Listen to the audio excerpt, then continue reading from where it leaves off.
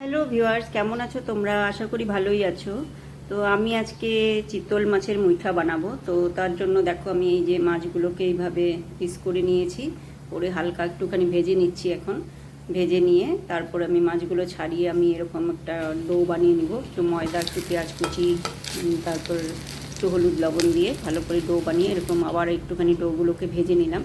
তারপরে এদিকে আমি একটা বাটিতে দইয়ের মধ্যে একটুখানি জিরে গুঁড়ো, ধনে গুঁড়ো, লঙ্কা গুঁড়ো দিয়ে আমি ভালো করে মিক্স করে নিলাম। ওটাকে মিক্স করে তারপরে এদিকে গরম তেলে আমি গোটা গরম মশলা ফোড়ন দিয়ে আমি আলুগুলো ছেড়ে দিলাম। তো আপনারা চাইলে আলু দিতেও পারেন, নাও দিতে পারেন। আমি আলু দিয়ে করেছি। তার মধ্যে পেঁয়াজ বাটা, আদা বাটা, রসুন বাটা দিয়ে আমি আলুগুলোকে একটুখানি কষিয়ে নিব। কষিয়ে নিয়ে তার মধ্যে হলুদ লবণ স্বাদ মতো দিয়ে দিলাম। দিয়ে তারপরে আমি টমেটোটাকে একটুখানি ঘষে নিয়েছি। টমেটোটাকে ঘষে নিয়ে আমি ওই মশলাটা আবার একটুখানি কষিয়ে নিব আর কি। কষিয়ে নিয়ে তারপরে আমি ওই পেস্টটা তৈরি করেছিলাম সেই পেস্টটা দিয়ে দিলাম।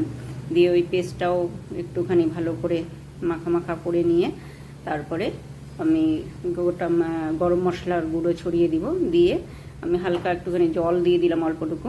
জল বেশি দিব না, কারণ মুইঠাটা একটুখানি মাখা মাখা টাইপের হলেই ভালো লাগে। তো এই যে একটুখানি দিয়ে দিলাম। তারপর আলুটা সিদ্ধ হয়ে আসলে আমি নামানোর আগে একটুখানি কিশমিশ ছড়িয়ে দিলাম তার মধ্যে। তারপরে একটুখানি ঘি ছড়িয়ে দিব। তারপরে আমি মাছগুলো দিয়ে দিলাম।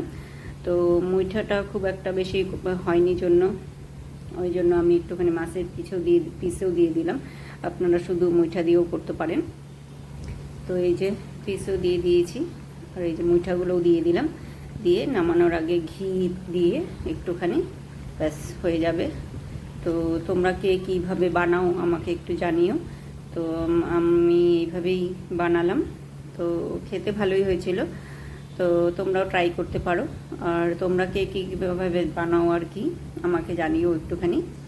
তো এই যে, আর যদি আমার ভিডিও ভালো লাগে তো লাইক, কমেন্ট, শেয়ার করো এবং আমার পাশে থেকো। টাটা।